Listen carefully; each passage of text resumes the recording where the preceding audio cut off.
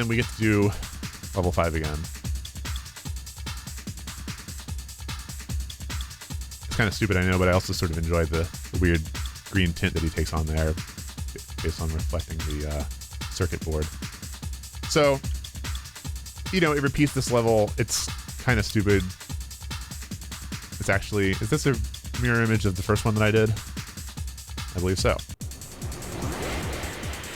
But at least the puzzle's usually a little bit different. This is currently... By the way, we're at level 21 out of 28 now. Some of the ones that repeat, you know, are the same difficulty but different puzzles, such as the door lock, the robot keys, the circuit board here, Father McKean, the canon game. They never get any more difficult, but they're at least a little different. Into the Void, though, which we're going to actually revisit a little bit later, is the same exact thing. There's no difference in play, and there's no element of randomization to it. So, and it takes forever to do. So I think it's just pointless. Fortunately, 9, 10, and 11, and 12 are not ever repeated. Obviously 1 and 2 are several times, but they always get progressively much more difficult. And really, they're kind of the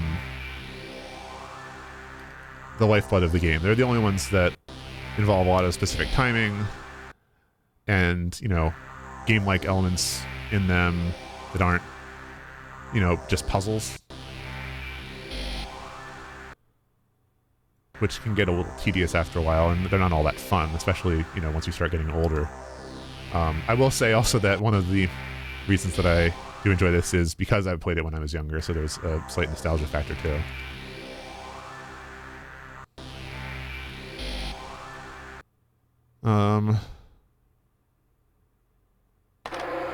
What else I need to talk about here? I made some notes.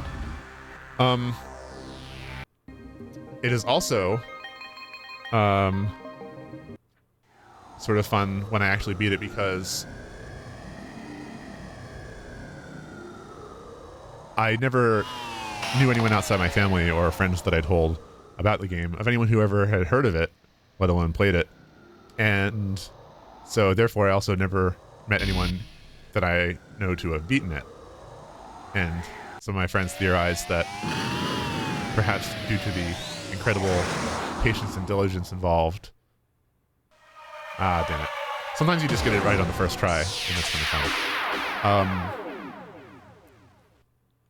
Also, I usually start with 5. If the hole is at like an elevation of 1 or 2, then your cannonball will pass over it and just kind of sink down into the abyss. And the first time that happened to me was actually not until 2009 or 2010. I was very confused when that happened, because I thought that I just assumed that the wall was kind of an infinite plane, and the ball couldn't just like pass over it and then fail to actually hit its target. What was I saying? Oh yeah. So my friends theorized that I was perhaps the first person outside of the, you know, testing and development team to actually beat Lawnmower Man, the game.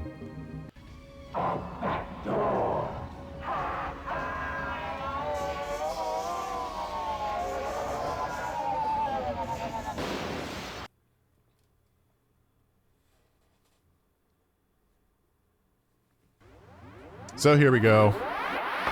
Into the void again. So stupid. I mean, give me a break.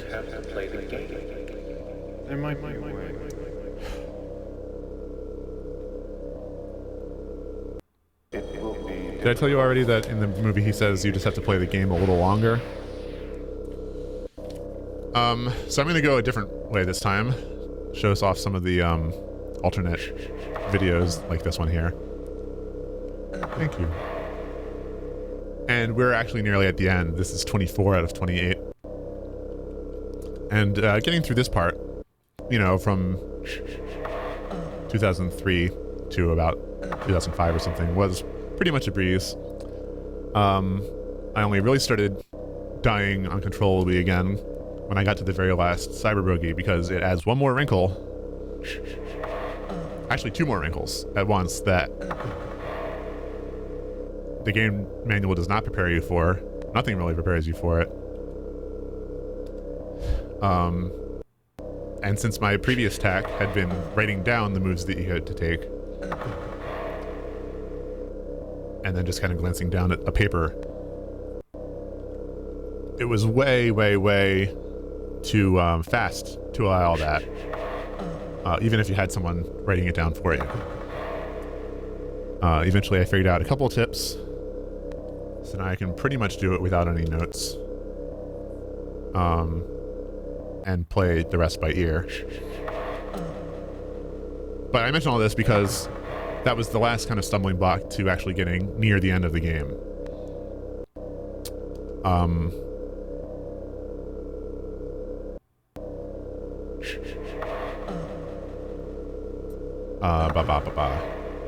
Something I'm just... Oh, yeah, so I have to describe the last 2 levels for you. These are things that I may have seen level 11 a couple of times here and there, because it's coming up next, and so I wouldn't have... You know, anytime that I made it past the last, you know, the B's and so forth, I would have made it to 11. It's called Spin Out, and the description in the booklet is very vague. It shows a screenshot of you in front of a cube with letters on it, and it says use left, right, up, and down to rotate the cube. You must solve this final puzzle to progress to the next level. Don't make any mistakes. Of course, it doesn't tell you what you're actually supposed to do. I will tell you what you're supposed to do. The 6 sides of the cube say Angelo, and you're supposed to orient it so that it spells out the name in front of you with the letters oriented correctly.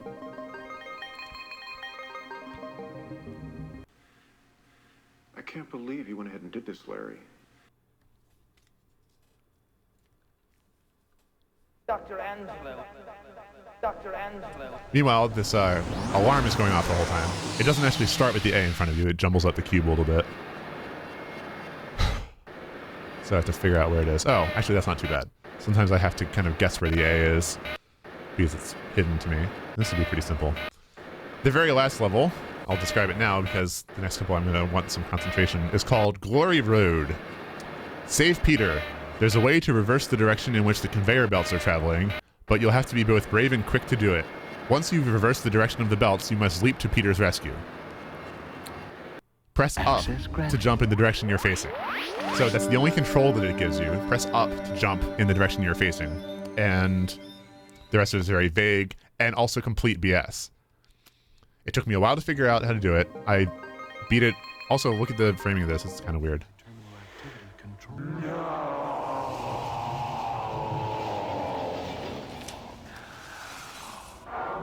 Now, to get out of here, simple combination. Access denied. Access denied.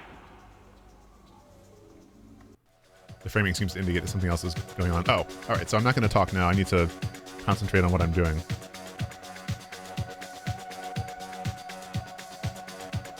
Left, right, ball, left, down, wall. Or what I have to do. These walls jut out from the walls with no warning.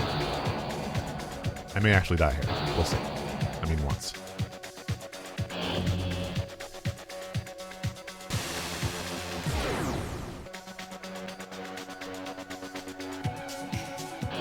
All right, and now I'm playing it by ear for a little bit because nothing crazy is going to happen. Balls come at me, but they give you warning.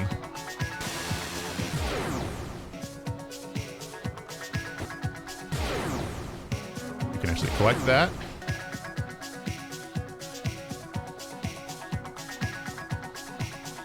And just listen for zaps and stuff, and then it spins, but you're not done. And then suddenly, more walls. Balls everywhere. God damn it! Well, now you're gonna get to watch the death animation here. My other note to myself is that in the second half, when the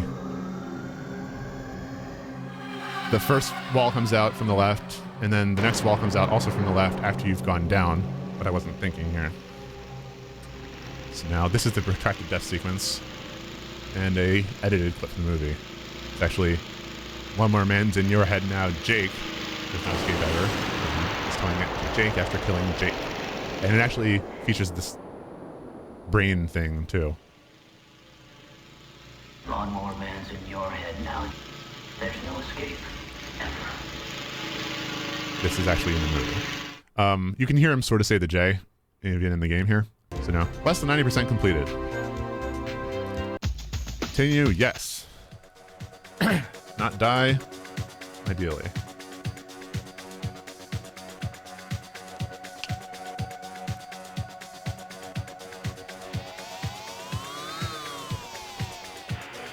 Get ready.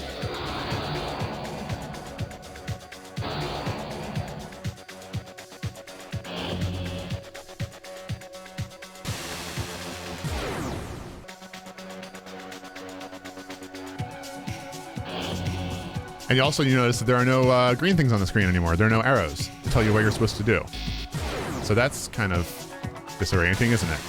So my point about the spinning is that it happens and you think you're done, and then suddenly there's more to do and a wall comes at you.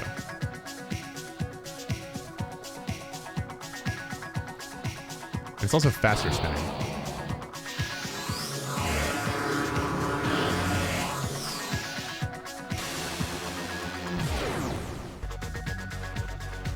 Now I have to hit right again.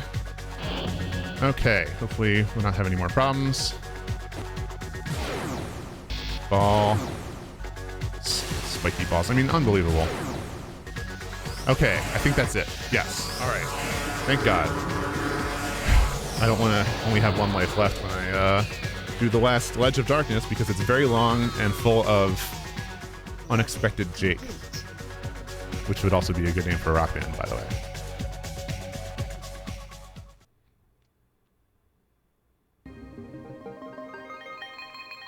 In fact, it could be so good that Your naive idiocy makes me very angry. I am God here.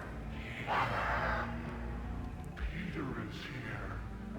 No, he's in here. He's gonna die. Go. Save him. Joe, come back with me.